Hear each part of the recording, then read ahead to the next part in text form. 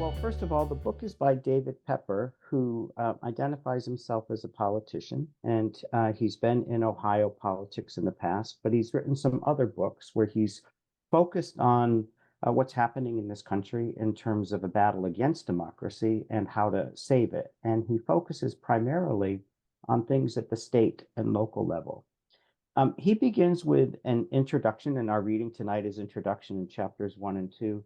And I encourage you to look at that introduction if you haven't, because to emphasize this point that it really is a long struggle, he talks about a woman named Rhoda Denison Bement, um, a suffragette and abolitionist way back when in the 1800s, who for her whole life was fighting for the abolitionist movement, and in some respects was kicked out of some of the even her own abolitionist groups because of her views. But she continued to struggle throughout. She did see the end of slavery, but she did not see the right to vote. And what he's trying to tell us is that there are people who, like us, have to think beyond just one election, 1 week, even our own lifetimes. That we definitely have to think about this as an ongoing struggle throughout. And he is the great grandson of Rhoda Denison Bement, so he's got some skin in the game. With respect to the topics themselves that we're going over this week, he's really focused on trying to lay out a summary of what's happening in our country right now. And what he's saying is that democracy goes through periods of stability, but it is always something that can be challenged and threatened. And right now, we're going through a period of autocratic entrenchment. We're seeing rigging of election districts through gerrymandering, altering of election rules, public funds funneled to private interest. We've seen laws passed that limit the expression of those out of power and that lead to violence against certain groups. We've seen election deniers. We've seen courts fail to hold lawbreakers accountable. And we've seen a situation where extremism has becoming mainstream and normalized. And he does this within the context of talking about two teams on opposite sides of a battlefield. He actually uses soccer as an analogy. And he says that team democracy, the one that I think that many of us feel like we would like to be on, we have certain assumptions. We actually assume that democracy is stable and is intact, and that our policies and ideologies reflect the preferences of the overall population. And that group, Team Democracy, tends to focus more on federal elections and focus on swing states. And there's frenetic energy during the years of a presidential election. In comparison, Team Authoritarianism, he calls them Team D and Team A. Their assumptions are different. He says their agenda is that the system is unstable, and that they understand that their policies are unpopular, but they still fight constantly and are constantly on the attack with respect to their ideas. They focus not just on federal elections, but they focus on local elections. They focus on all 50 states, and they sustain their efforts year after year. And as a result, many of the seats that for people who are a little bit more authoritarian go uncontested. In the context of these two battles, he says, who wins? Well, it's usually the team that is always on the offensive. And right now, Team A, the authoritarian or autocratic group, is always on the offensive, and they make gains throughout. Whereas Team D needs to think more along those lines, and they need to reframe what the battle is actually all about. In the end of chapter 2, he talks about this, and he says, 7 basic points. The battle for democracy is long. The battle must be fought in all 50 states. State legislatures are actually in the front lines of democracy. Local offices impact democracy in huge ways. We always have to fight for democracy, and that we have to redefine the teams, not necessarily focusing on things like never Trump or pushing against something, but to focus on, always focusing on democracy, and then pushing for accountability among our elected officials. That's a little bit longer than I would normally go through, but because it's the opening time, I assume that not all of us have the book yet or have had a chance to read it. And we just wanted to provide that context for tonight.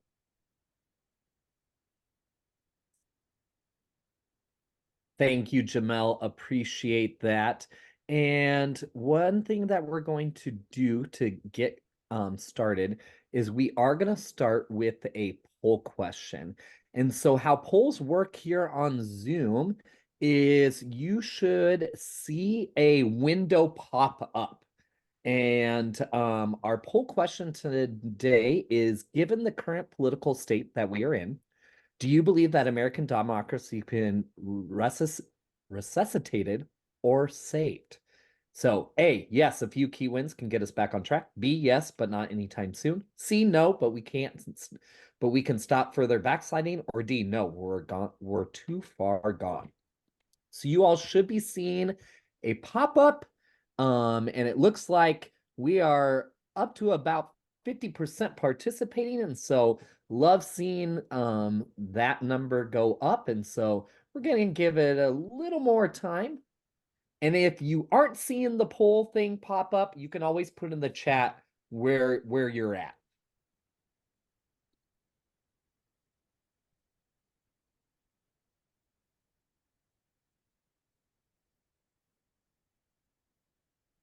And that's okay. If you don't like any of the answers, you can also feel free to maybe put in the chat how you would answer.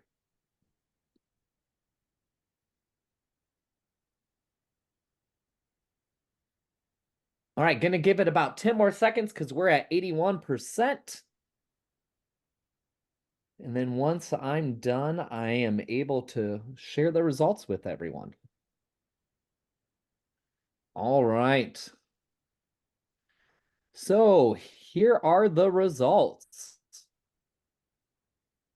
52% are yes, a few key wins can get us back on track. 39, yes, but not anytime soon. Just a handful, no, but we can stop further backsliding. And then there are a few who, nah, we have gone too far. So thank you all for participating in that. And then I do see that we have a few hands raised. And so, Jeffrey, gonna ask you to turn your mic on and share your thoughts here real quick. I just wanted to make a correction to Jamal. He said pro. Can you hear me? Yes, Yeah. we can. He said pro authoritarianism. I think a better word would be pro autocracy. Don't don't I have a point there? Since autocracy is in relation to a dictatorship and all that, or You do, Jeffrey. He called them Team D and Team A, and I was trying to find out which word was there, and I think that we went back and forth on it. So I didn't mean to say, one or the other, but you definitely have you've got a point there. and I really want to save our democracy. Well, we appreciate it. Yes, thank you so much. And then let's get Becky. You'll receive a prompt to turn your mic on.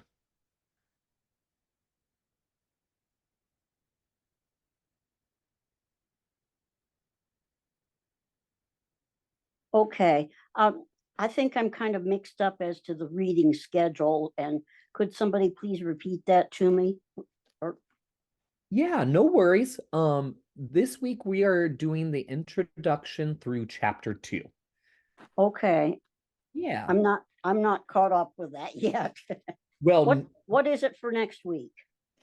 Next week is chapter 3 and 4, and we'll share that at the end too. Okay. Okay. Thank you. Yeah, no worries. Thank you for being here. And just a heads up for everyone, we always try to make our questions, that's why our team creates those reading and discussion guides if you haven't had the chance to read. And then we also try to phrase the questions in a way, if you have read, you'll be able to contribute, but also if you haven't had the chance to read. So thank you for being here, Becky. We appreciate it. Does anyone want to raise their Zoom hand and just share maybe why they are A, B, C, or D?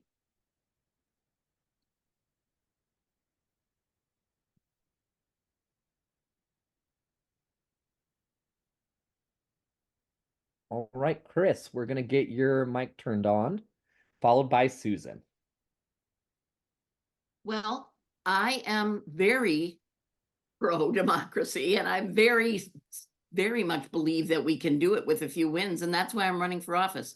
I'm running for assembly in Wisconsin in a very Team A district, I think we could say. But you know what?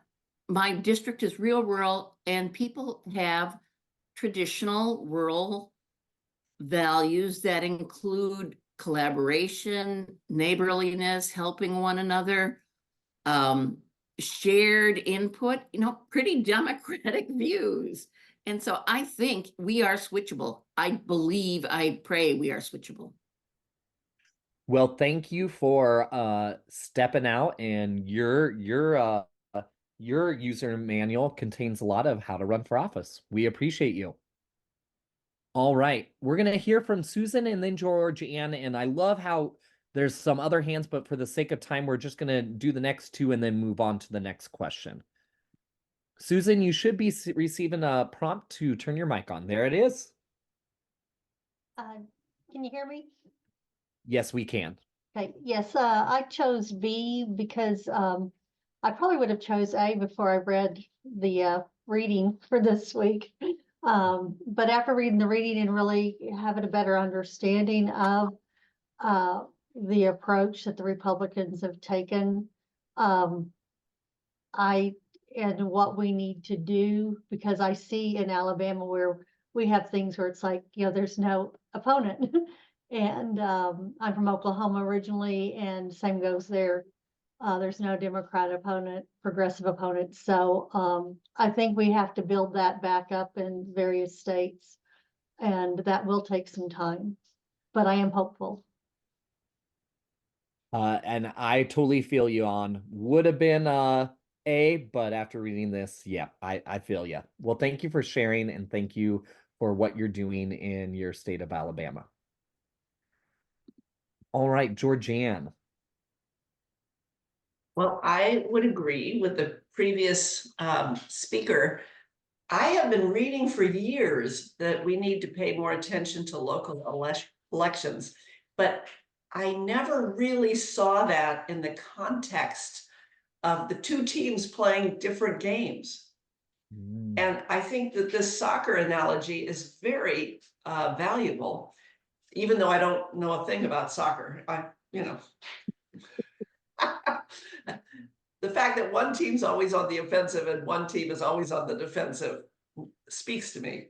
So this is the clearest exposition of this problem that I have ever seen. And I have to say that David Pepper deserves great credit for this. I think most of us here are very concerned about our democracy and very willing to do a lot of work for our democracy, but it is helpful to know where to do it. And my focus has been shifting slowly within the last year and a half, and it's going to shift even more because of this book. Frankly, here's a bomb, but I think the Democratic Party does an absolutely terrible job of electioneering. And I'm involved with all these grassroots groups and working for local candidates now.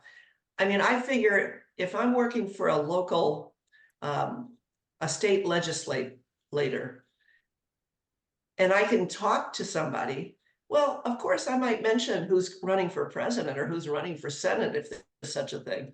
But if they go to vote, they'll vote for those people.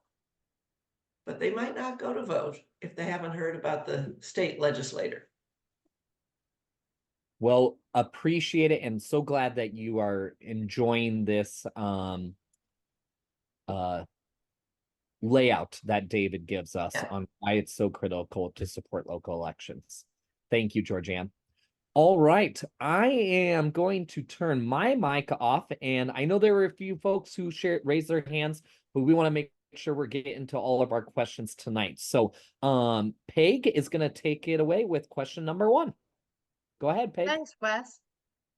And the question 1 actually has 3 parts. So, given Jamal's summary and even what Georgianne said, what are some ways that local organizers can go on the offensive?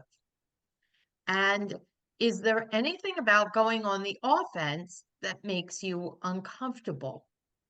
And lastly, how can you expand your comfort zone in this regard? So I'll put those questions in the chat in just a second, but what are some ways that local organizers can go on the offensive? I think that might be a good one to start with. So if anyone has anything to share.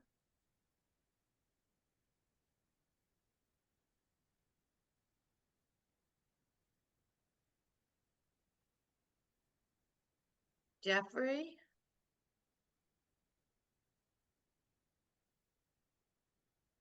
A question about how we can go on the offensive. Yes. Get more people involved in politics. Educate them. Education is the key to a democracy.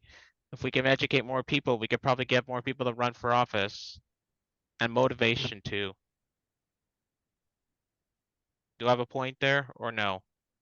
Yes, absolutely.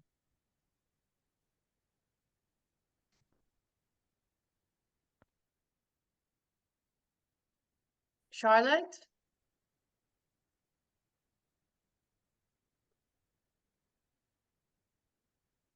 We're going to ask you to unmute. I'll ask you to unmute, Charlotte. You're still on mute.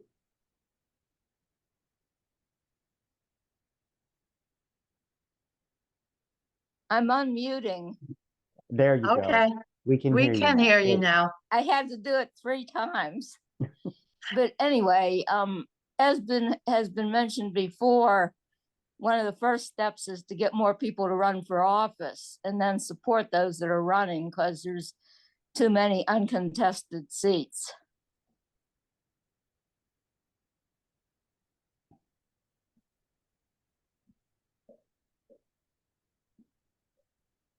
And Mary? I think that to go on the offensive is, to go on the offense is may be misinterpreted, but I think we have to have a comfort zone that can be moved, and it's more like shifting your comfort zone and re-engaging people by making that plea that we're all in this together, and that it's a joint effort, it's a community effort, and go back to thinking as a community, whether it's local community or a little broader than that, but to re-engage the electorate, that everybody counts if we work towards democracy. We don't count if we don't work for democracy, and we're being shafted, and we're being cheated of our representation.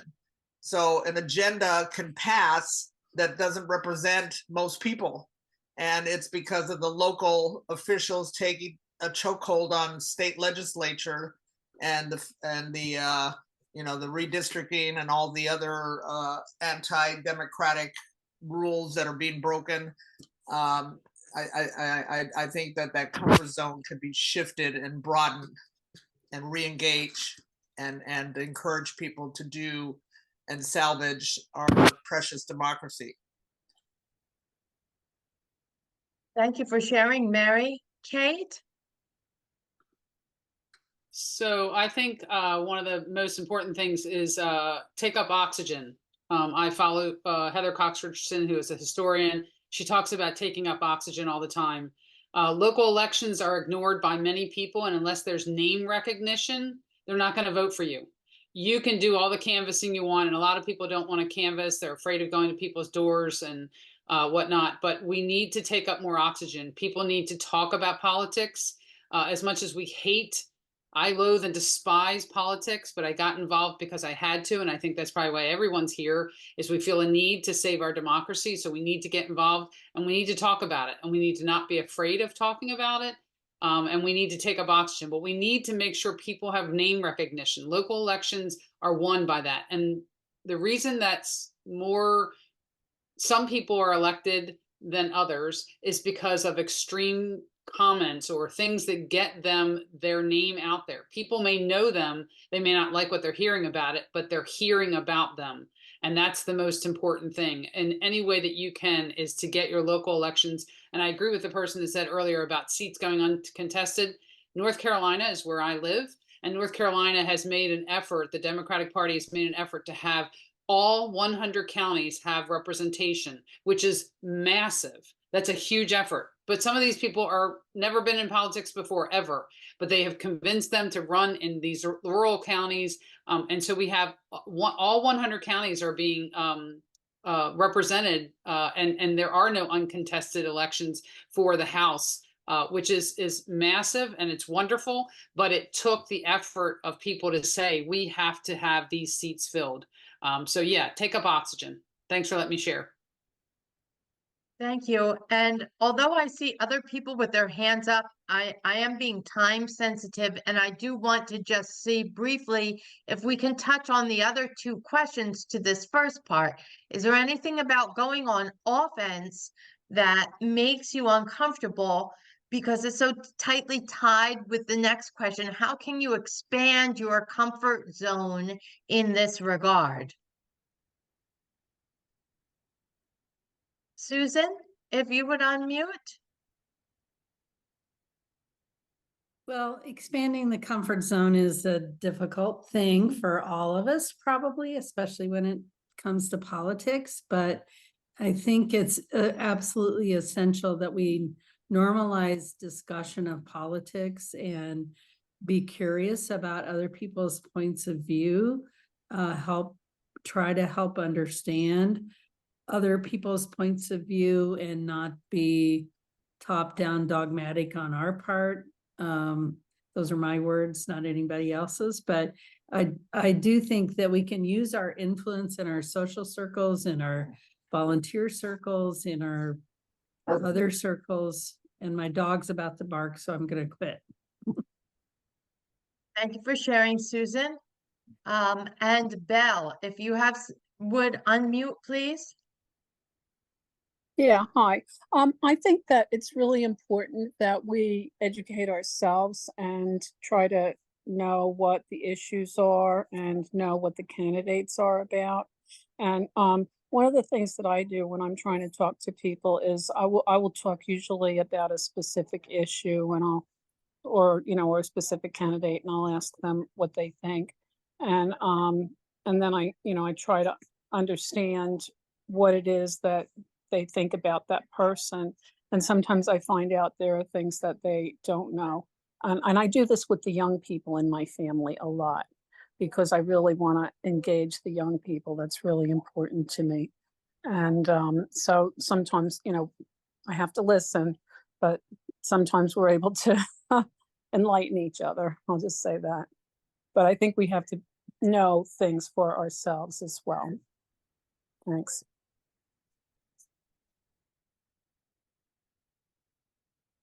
Thank you. I don't think I see anybody else with a hand up, but basically to just summarize that, everyone's saying to educate and engage people further. Jamal, do you want to go on to the next one? Sure, I will. And I will just say, Oh, hold on. Wes is giving a signal to hold on for a minute. I saw Georgianne had their hand raised, so go ahead. Yes, I just wanted to give two examples of going on the offensive. And I think it all depends on what you're comfortable doing and who you're doing it with. I particularly like to talk to strangers at their doors. And I have found that a very powerful thing, there's two powerful things. One is I always try to arrive with information that is useful to them. Maybe about some citywide program that they probably don't know about. Or perhaps it's absentee voting and the deadline is next week and their voter file indicates that they have frequently voted by mail, something like that, something that's really useful to the voter that I'm talking to. But the other thing I really like to do is make myself a cheat sheet for whatever candidate I'm plugging for. What if that candidate is not the incumbent, which very often they're not. So what is the incumbent voted for that could be offensive? Make a list, 3 things. Oh, he voted no for, background checks for guns. And even if you're pro-gun, most gun owners are pro-background checks, something like that. Find an issue that this particular person that's in office could possibly be offensive, and then search to see which one of those fits. And if you can get the person to understand that the guy that's representing them is not representing their values, then you're halfway there. And it does feel a little strong. Thank you. Jeffrey?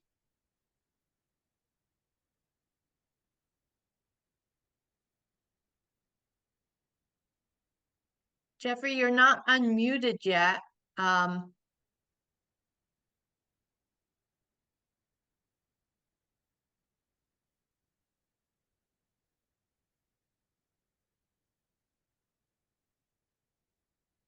Maybe we can go on to Susan and come back to Jeffrey. Yeah. Susan? Yes, I put in the notes, not just us supporting Democratic or other progressive candidates, but joining progressive policy-based groups, such as League of Women Voters, who look at lots of different policies, and then our single issue policy groups, such as different gun control or abortion issues.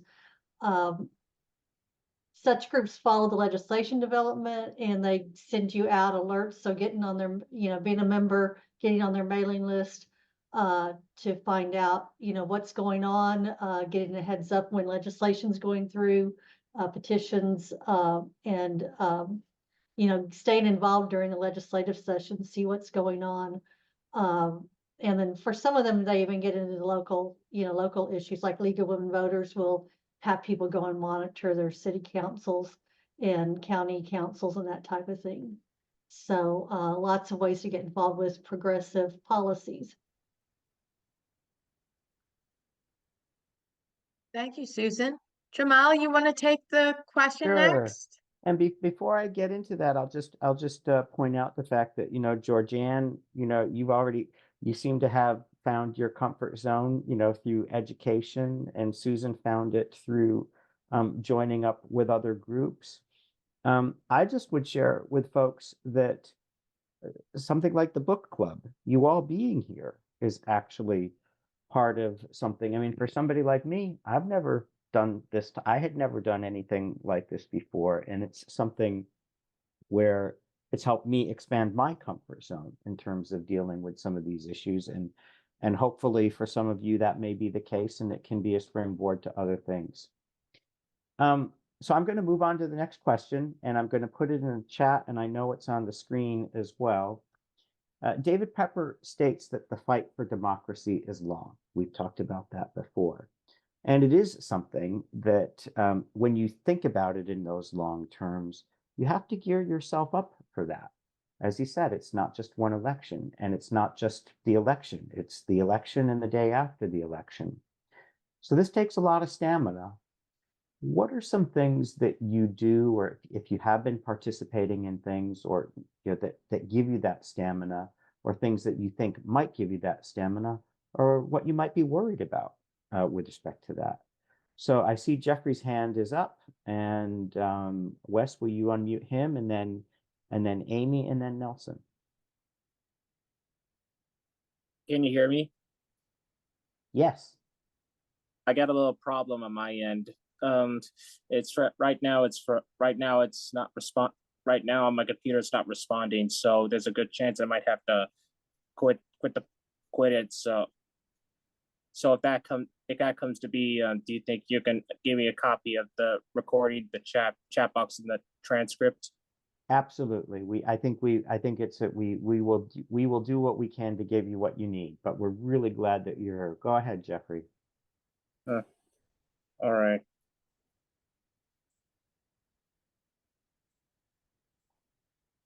Okay.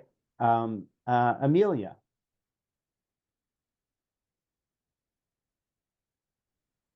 Can you hear me okay? Yeah. Okay. This book is eye-opening for me in many ways. I thought I was more or less on top of, progressive politics. But I also realized that I put too much stock in national, federal elections and not enough, in terms of local elections. So one way to build my stamina is to, I was impressed by the comments and in the book about local social groups that have progressive agendas. And I'm also thinking I would want to engage people a lot younger than me as I think about the long haul. I mean, I'm old, and engaging with high school students somehow, volunteering at a school, doing something, like that, I think would help with the stamina, because it's not necessarily, I may not live long enough to be able to see the kinds of changes that I want to make, or I would want to see happen. Really good point. To help draw some of that stamina by working with others, especially young folks, and passing some things on. Nelson, Wes, will you unmute Nelson? Hey, good evening, everyone. When I think about what really needs to happen, coalition building is one of the big ones, right? Right now, in order to keep yourself up, you can't do this alone.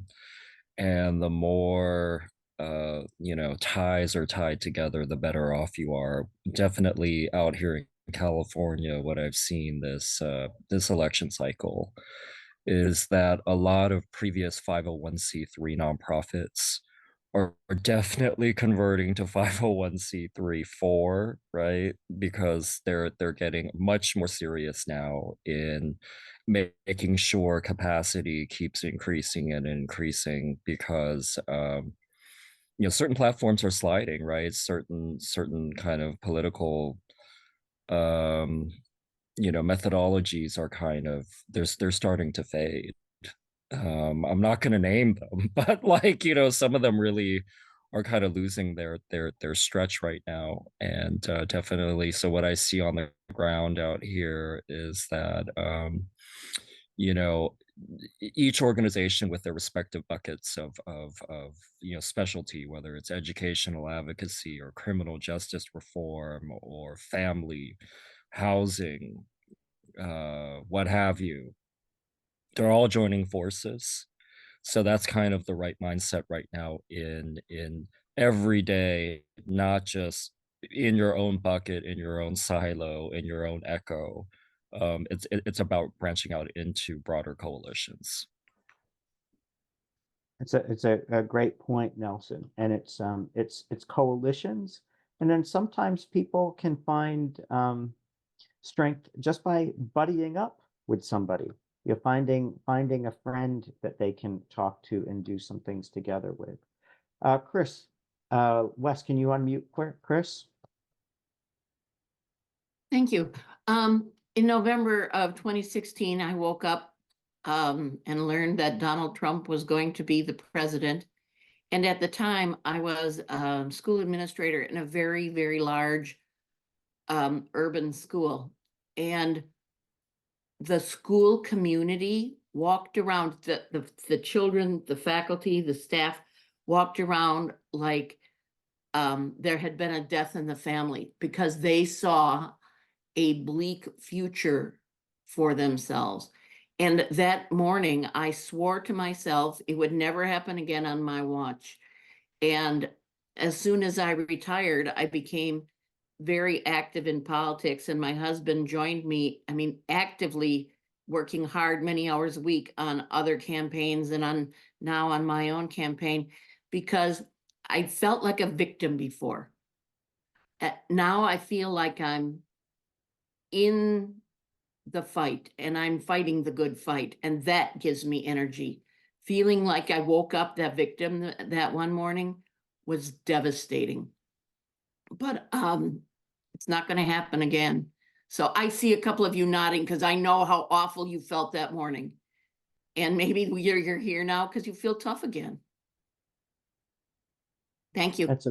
Thank you, Chris, and thank you for running for something. I mean, one of the books that we read, I actually wasn't part of the book club at the time, but was Run for Something. Annette, Wes, can we have Annette unmuted? Okay.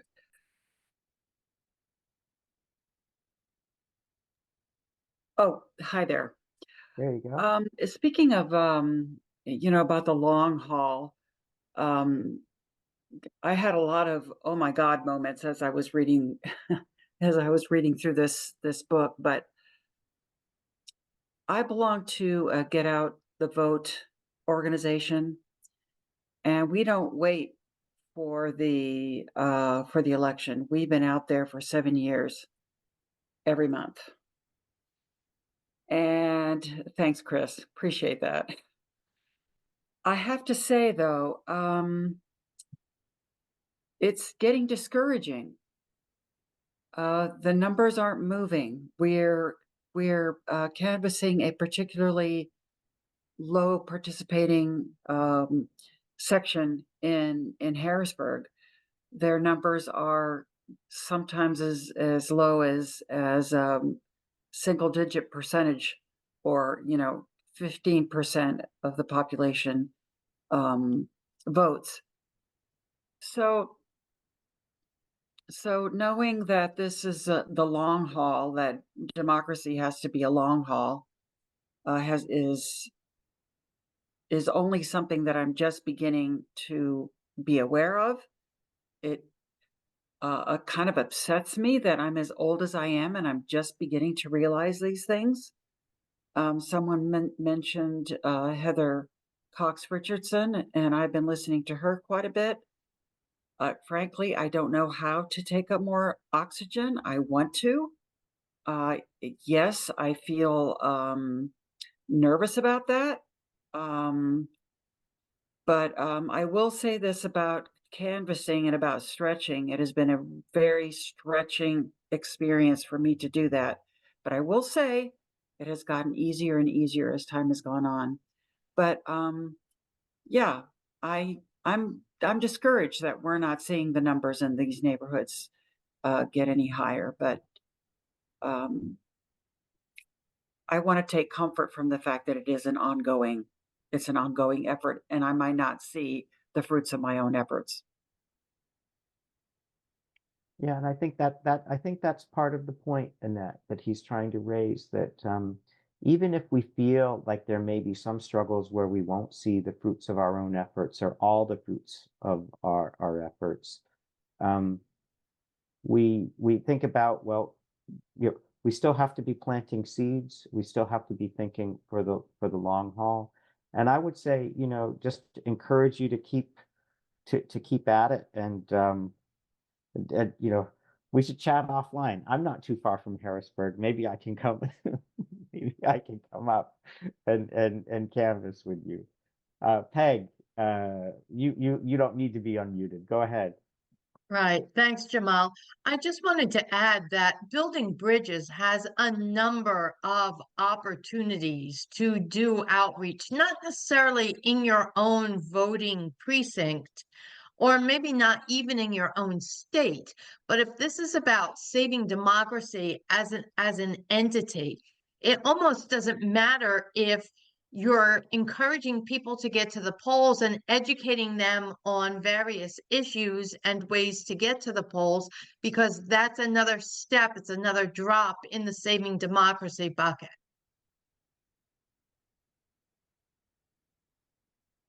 Good point, Peg. And you know, as we continue with the book, I think we're going to try to weave in some of the things that we've learned, you know, from others in Building Bridges who help focus on how you communicate with folks, and different things that you can do.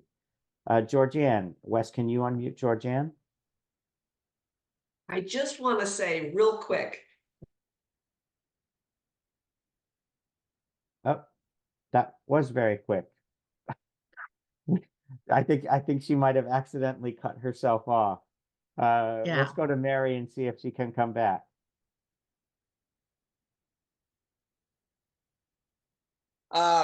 Okay. I just think that you know, kind of losing sight of the long game is the Republican long strategy to discourage us, to have people adopt cynicism, disinterest, and I think that if you realize that it's their long game, we need to turn around and be more aggressive in our long-term game and not lose that faith and hope, because people may not declare how they're actually going to vote, and maybe at the last minute they'll change their mind, but we don't know what the voting behavior is going to be at the end until the results come in. And so it's never a waste of energy. It's never a waste of time. It's not about us investing. It's about community, and it's about us being a link in this community of interest in preserving democracy. Well said, Mary. Mary Beth, Wes, can you unmute Wes? I mean, Mary Beth. Hi. In terms of keeping your stamina up, for me, it really has been being a part of an organized group. I belong to the local county Democratic Party. And one of the things in reading that book, it was so motivating because I live in Florida, a really red state in a county that's a really red county. And for us to ever have our county or our districts go for the Democratic candidate for president or even senator is a long shot. But we do have the opportunity to get local Democrats elected to local office, and that's what we work at.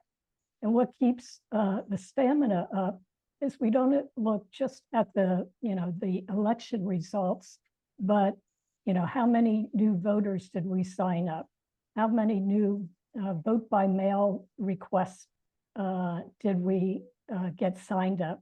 How many petitions for new amendments on the ballot in the fall? And you might have heard Florida has two great ones getting on the ballot this fall, and it was all done to kind of the efforts of many to get petitions signed.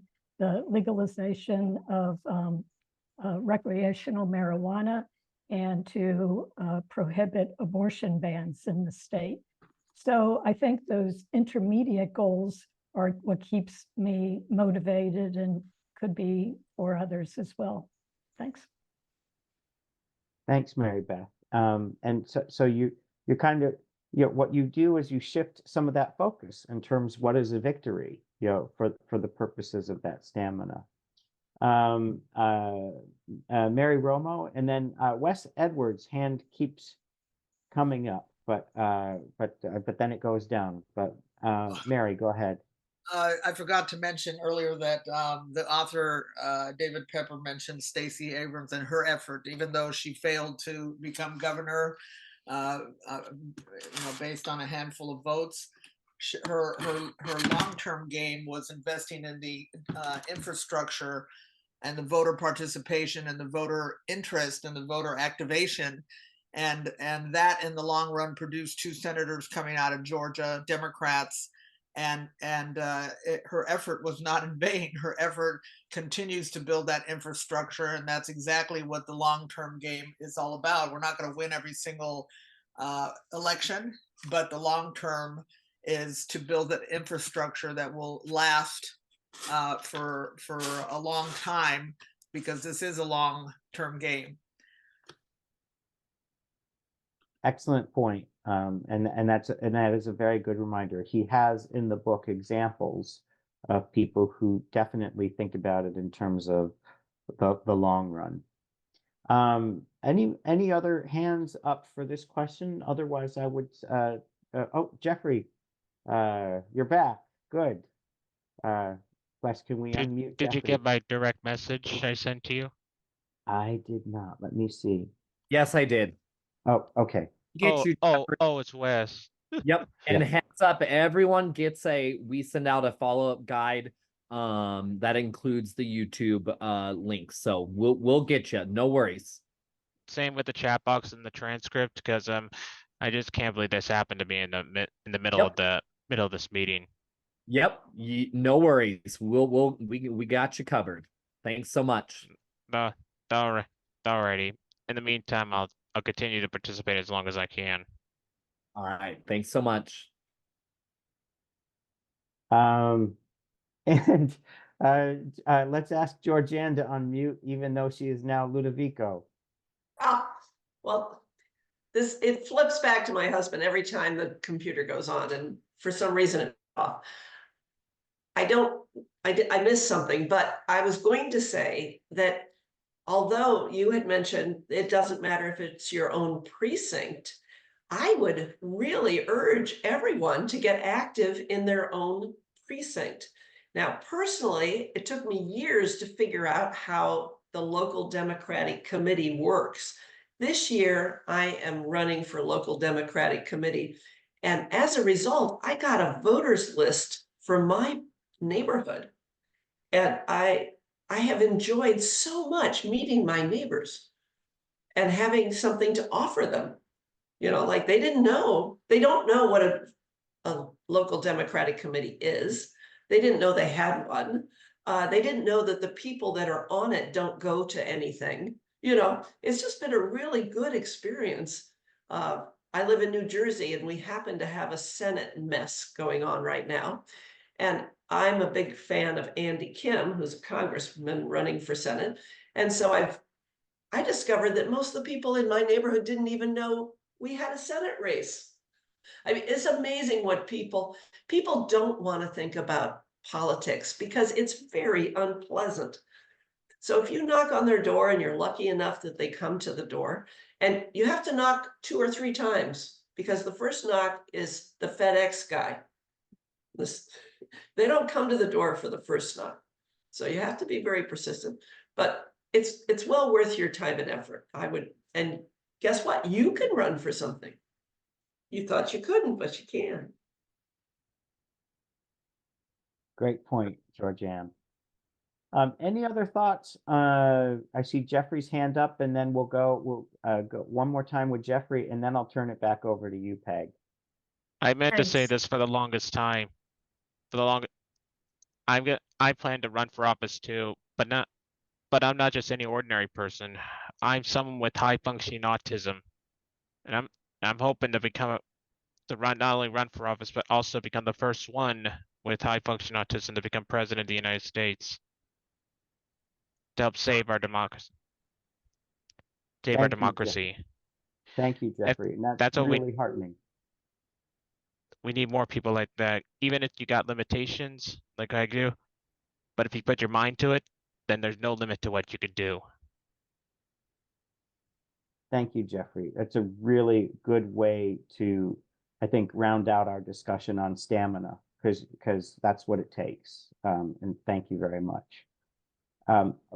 Peg, I'm going to post the third question in the chat, and why don't you take it Okay. away? Sure. So, it's very easy segue to these questions. What are some local down ballot races that you are following in your state or your district? And what impact does that office have in your community?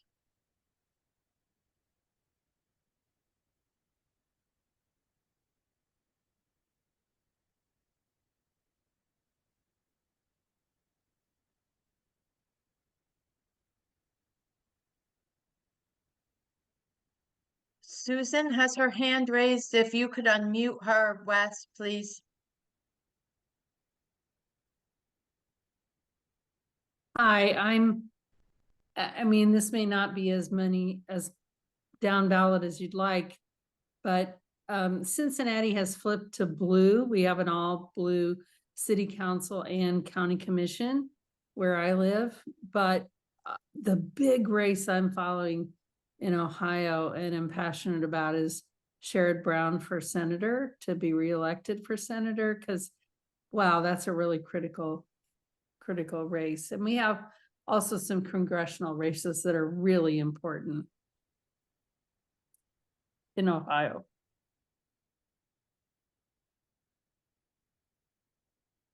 Thank you, Susan. Kate?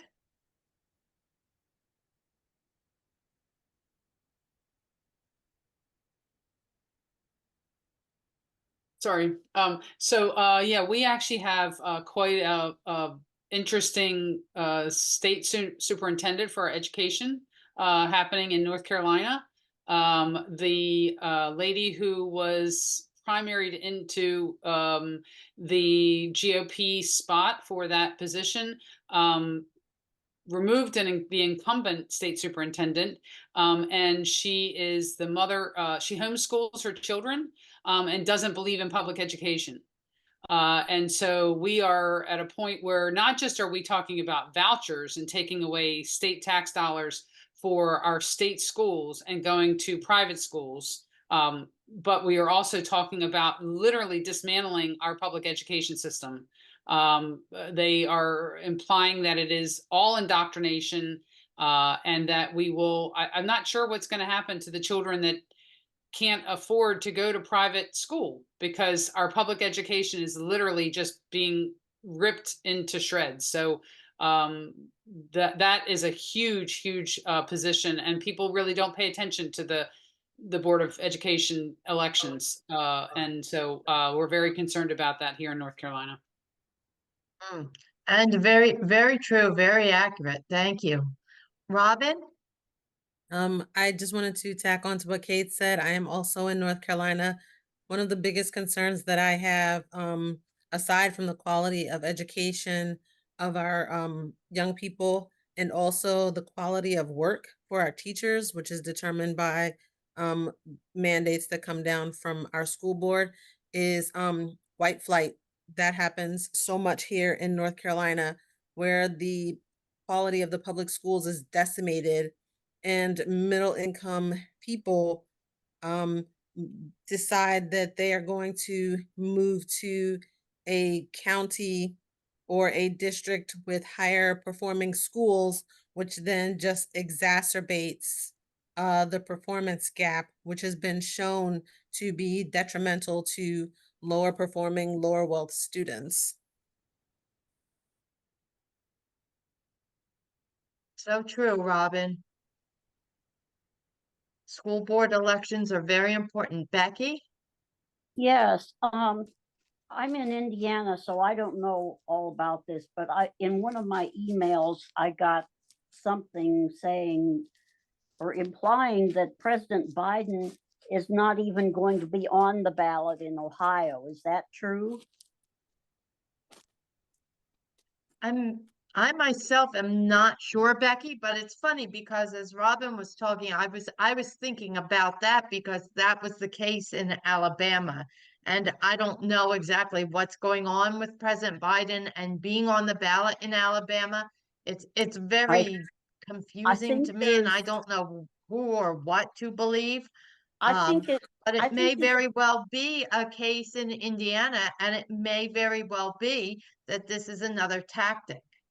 No, Joe Biden is on the ballot in Indiana. I'm just wondering about Ohio. Ohio, I'm sorry, right. Yeah, he's on the ballot in Indiana where I live, but Ohio gets a bigger chunk of the electoral votes, and that, well, they're all important, but Ohio's more important. And I think this email said something that was very consistent with what I read in the introduction in chapter 1 of this book, which I haven't read chapter 2 yet, which is that a lot of things are being done at the state and local level to try to keep the pro-democracy people out of the running, or try to prevent people from voting for them. It's something like, I think I think they said somebody in the Ohio State House. I could be mistaken, Ohio State House or somebody at the local level in Ohio is trying to keep Joe Biden off the Ohio ballot. And I'm wondering if something similar happened in Alabama. And if they actually succeeded, that's horrible. That's really horrible. That doesn't bode well for us. So we'd better get on the ball. I'm not sure if I can do it, but we'd better all try. Exactly, and that was part of the point of, these chapters was, as long as team A has team D on the defensive, we're always kind of playing catch up in our fight for democracy. And this is yet another example. So thank you for sharing that, Becky. Kate? I'm gonna interject real quick. So I just Googled, it's news to me. So, but there's something about, being certified and getting on the ballot 90 days before the election. Well, the convention will happen like a week or so after. And so it does sound like Republican lawmakers in Ohio and Democrat are working to get that fixed. And so, but as someone put in the chat, David Pepper from Ohio writes a Substack, so essentially an online blog. And so I'm sure we will hear from David, regarding this and many others. So thank you for bringing that up, though, Becky. Go ahead, Paige. Kate, if you could unmute Kate West, please. So, Wes, you're right. It is a technicality about the timing of the Democratic National Convention and how the ballots are stated to have people have them on the ballots in a certain period of time. Normally, in normal circumstances, this would just literally be a technicality and it would work itself out. But because we're such a divisive situation, the Democratic Party is addressing the issue. And Ohio is not the only state that this is occurring in, but they are addressing the issue. And if they have to do a nomination that's like a preemptive, so they can nominate him sort of like a verbal nominate. That's not the terminology. I'm not using the right terms, but they can nominate him before the convention just so that it meets the requirements. But they are working with Secretary of States in certain states that this has occurred. And it is exactly what you said, Wes. It is about a timing issue of when those states need the nominee on their ballot and the timing of the convention.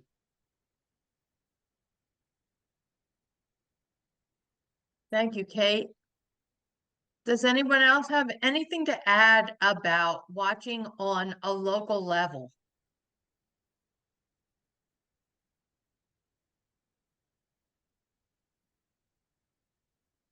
Wes Edwards.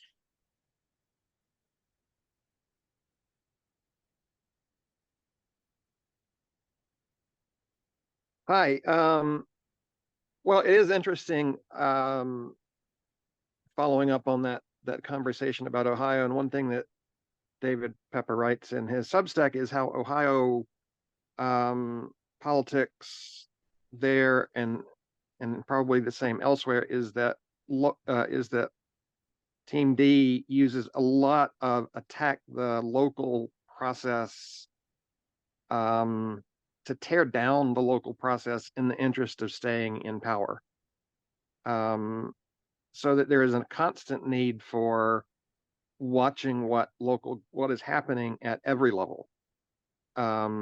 Because this is, throwing somebody off the ballot or not abiding by a court ruling or, dismissing a public meeting against the law is not something that would have happened a few years ago, but it does happen now. So I think in all of us, wherever we live, we have to be aware and conscious of these kinds of attacks on the system itself, that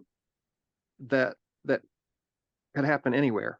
And so that means that we have to be attentive to what our elections board is doing in particular, and what is going on in the minutia of our local governments, because we never know what they're going to do next, and whether they're even going to abide by the law, as we've seen in like Alabama, where they just ignore a court ruling because they can get away with it.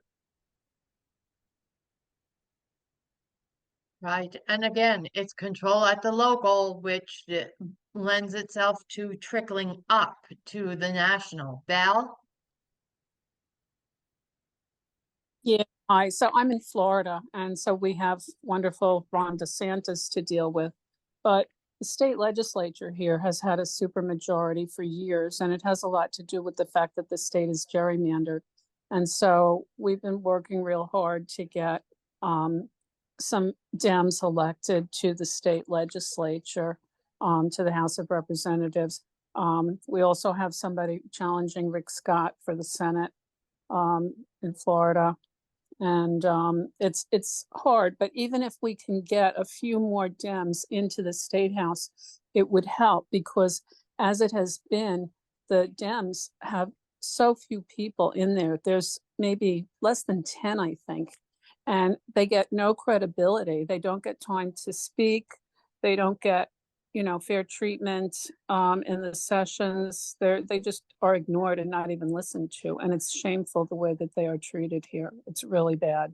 And every ridiculous thing that Ron DeSantis does just sails right through. And the town that I live in is a blue town. And so he's actually come in locally and unseated school board members. He's taken away our local utility from control by the city commission, and decided he would appoint a board that would oversee our local city utility. And just, any number of things like that. It's just nonstop. So we really need to get local people into the, more people into the legislature. It's just really important. And even if it's just in dribs and drabs, every one we get in there is another one we got. We just have to keep at it. Thank you. Thank you, Bill. And we'll go to Jana next, and then we'll move on. Jamal has the next question after that. So Jana, please unmute and share.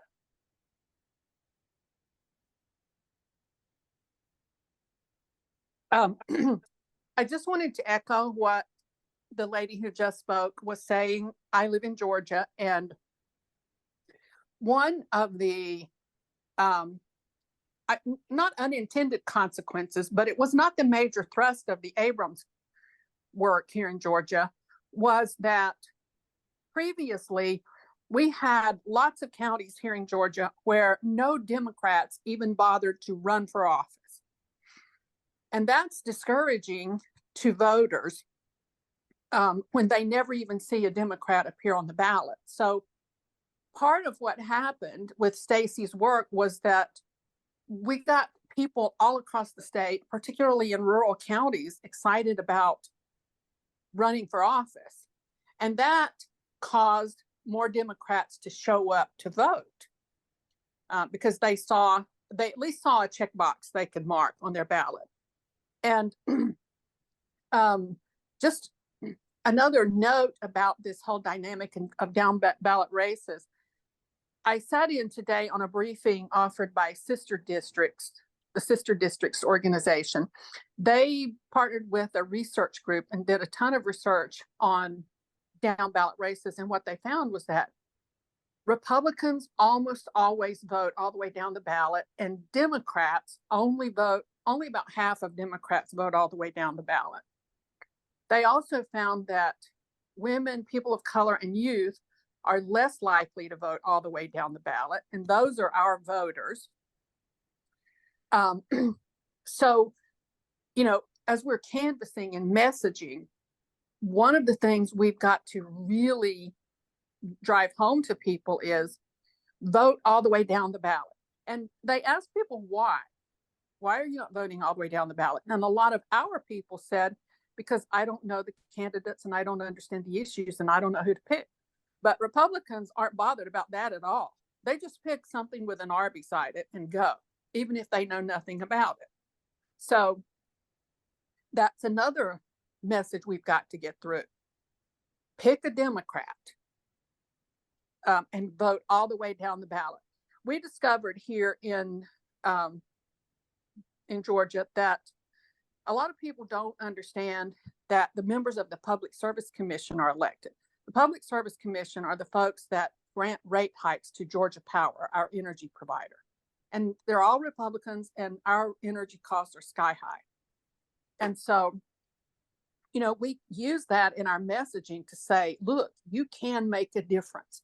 Here's a place where your vote directly impacts your personal bottom line. So vote all the way down the ballot and vote for Democrats. Thank you, Jana. Jamal, if you want to take up the next one. Sure, I will put the question up and then we'll jump immediately to Susan, who had her hand up. But what I'm going to do, in the interest of time, I am going to put both questions in the chat, and we can handle both at the same time. You know, because there's always something to be talking about. So, first question that I'll raise is that in chapter 2, in the 6th strategy, where he's talking about redefining the teams, he points out that sometimes we fall for distractions. And one of those issues is, you know, to focus only on an individual such as Trump, as opposed to, you know, the whole issue of what's going on in this country. So the one question we have is, what issues do you think are considered a distraction? And then the last question, and we can jump between the two of these in the last time that we have, is what action do you plan to take based on this week's reading and discussion? A lot of what we'll hear in this book is David Pepper basically using the word you. You can do these things. You've heard it from some of the folks on the line here. You can run for office, and they are. So what are some things that you might be considering doing based on this week's reading and discussion? So with that, Susan, you did have your hand up, and so I know that you might have wanted to answer something with respect to the last point. You are certainly welcome to do that to kick us off. Just real quick, I was looking at the you know, down ballot things, and the Supreme Court, the Chief Justice of the Alabama State Court, Supreme Court, I guess, whatever they're called. We do have a Democrat candidate up for that's been nominated against one of the judges that's not the current Chief Justice of the Alabama court, but she is on the court and was one of the ones that was in favor of that embryo case. But in looking, I always wait till the last minute to figure out and really research the justices and the judges. And I think, you know, we're seeing what effect that has. And I always forget about, oh yeah, judges, and we're able to elect these judges. So looking at those and getting in progressive judges. I just think that's one area where I've just never thought to really study that closely, but am now. Right, and so you've actually just raised something that you're going to focus on, yeah, as part of this discussion and reading. Other things that people might have in response to those two questions, you know, one being, are we being distracted by you know, things like particular individuals when there's a bigger thing going on, or what might you plan to do as a part of in response to this week's reading and discussion? So Wes has can you his hand unmute raised. yourself?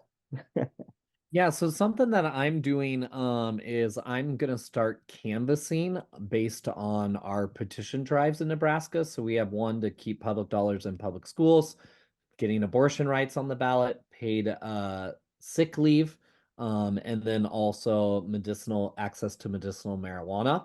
And so I'm going to be canvassing doors in strategic state legislative districts to just see what do people think of these. So then when our candidates go knocking doors after the primaries, they can better identify, where these folks stand, regardless of how they might be registered or not. And it just gives more data. And so I want to lift up petitions because we saw last year how, abortion on the ballot can affect things. And so I would encourage, if there's an issue that you're passionate about and your state is taking action on it or should be, and they're not, that's a great way for you to get involved. So that's what I'll be doing. Thanks, Wes. And I see in the chat, we've got a couple of people identifying distractions as the border. Tiffany says the border, Becky says age, and Kate says loudmouths. Jeffrey, let's ask you to unmute, and then we'll go to Stacy and Annette, and then Becky. But Jeffrey. I'll be doing a lot for, not only am I working on trying to run for office, but also canvassing for stuff like also like getting the perfect voting system and fixing the election system and all that, and even supporting popular vote in the ranked choice voting. And also, as you saw if any of you haven't noticed in the comments, I'm trying to get a new international law introduced called Democracide, also known as Crimes Against Democracy, which if passed, no one can attack or destroy other countries or country's very own democracy, if you know what I mean. We'll look to see that, Jeffrey. And yeah, definitely something to be thinking about. In fact, I shared it with Wes, the PowerPoint for it. Great job. Let's Stacy, and then Annette. I think a point of distraction is transgender youth in athletic activities. It's such a minimal number of people who would be affected, and the issue itself, that is separate. But just talking about it incessantly is ridiculous. It's a non-starter. There's, it's just a way to distract people and outrage uninformed people. Thanks, Stacy. Annette, and then Becky. And not so much in this primary and in this election, but our last election, the down ballots were like our mayor, our borough council, and the Mothers for Liberty was a big deal in our district. And so I was very interested in the mayoral, especially because it's the first Democrat that we've had in New Cumberland in forever. So one thing that I want to do specifically is I want to start going to our borough council meetings. I'm thinking, why don't I go? I can walk there. It's just a matter of, a lot of it is just a matter of remembering. But because I was so in favor of our mayor, I really specifically want to begin to go to those meetings and participate in any way that I can.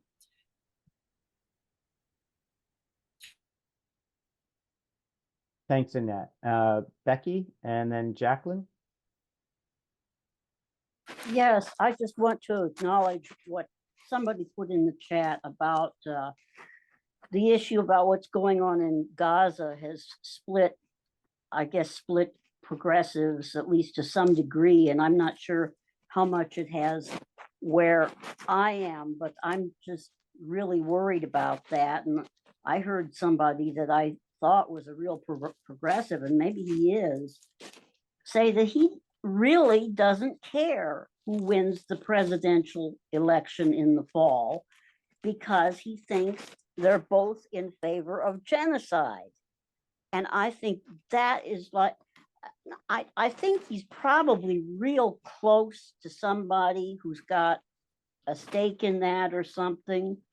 He probably knows somebody who knows somebody that is trapped in Gaza, something like that. So it might be personal for him. So, but I think there's enough of that sort of thing going on that I don't know. I wish, I'm just afraid that Biden is, I don't know, are his hands tied or something? I'm afraid he's going to lose voters that way. And I wish Thank you, we Becky. could Yeah. do something about that. I'll share some thoughts on that are pretty personal, but yeah, let's let Jackie go. Sorry, Jacqueline go. You can call me Jackie too. I want to answer on the question about what action are you going to do.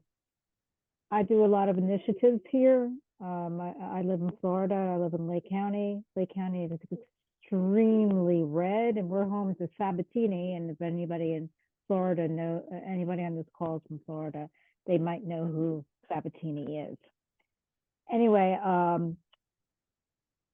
I am a precinct captain, and I'm also a president of a caucus and so forth. And as I go out tabling and meeting people, I find that if you meet people on their level, not level intelligence, I'm talking about where their interests are, where their,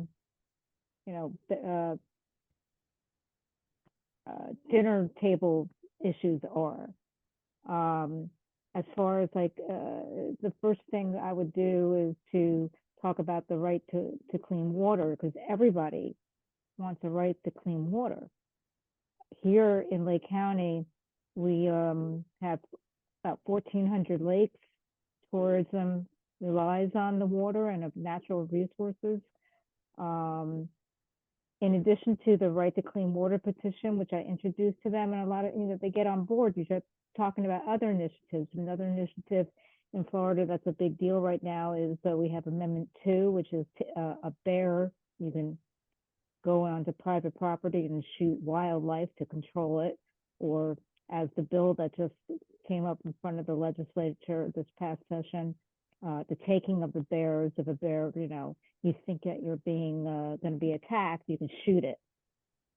So we have a lot of things that when you talk to people on, one-on-one, they're like, ooh, that's a weird, why would they do that? Why would they have that?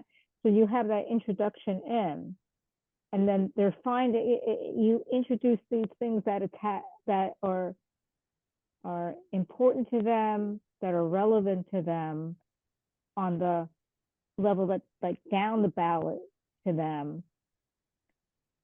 And then that's what's important to those to all voters. What is happening around your neighborhood? What is happening around your county, or what's happening to your livelihood based on what's happening locally? So as I go out, and I'm going to be getting to meet the precinct people in my precinct, I'm going to find out what their problems are, what their issues are, and show them what locally is being done to fix the problem or not fix the problem.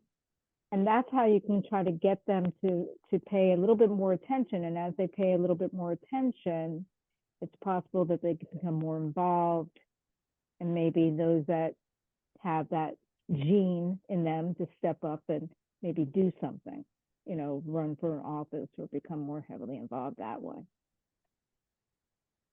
Thanks, Jackie. I think that's a really good point. And I think it ties into the fact that when David Pepper says it's not just about one election, it's also not just about one issue.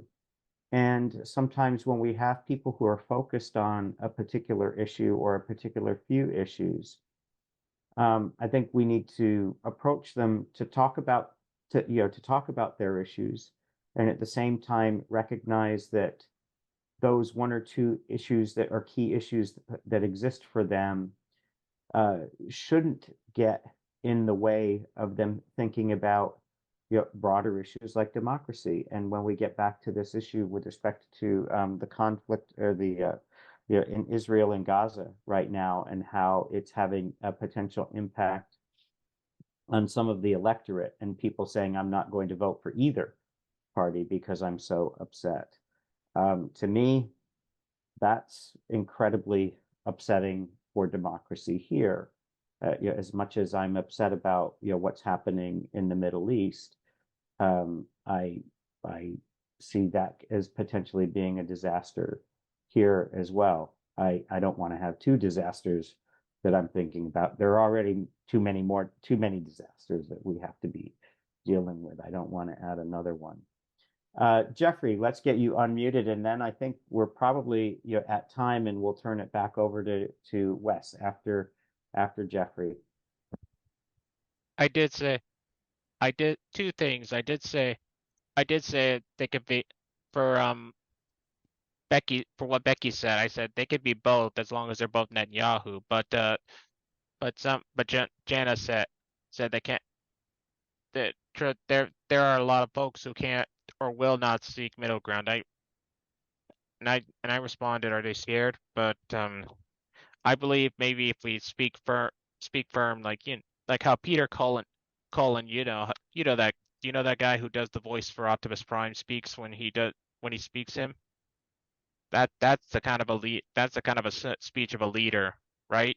First off, is that correct? I don't. Is that from the Transformers? Yes. Okay, I got it. I got it, but I'm not too familiar with it. I'm sorry, Jeffrey. And secondly, we need more Republicans like Arnold Schwarzenegger in federal office. Yes, I know Arnold Schwarzenegger was not born in the United States, but we need people like who share his beliefs in federal office. Republicans should be looking up to him, not Trump. Because he did great things as governor of California, even as a Republican. Do I have a point, or do I not have a point?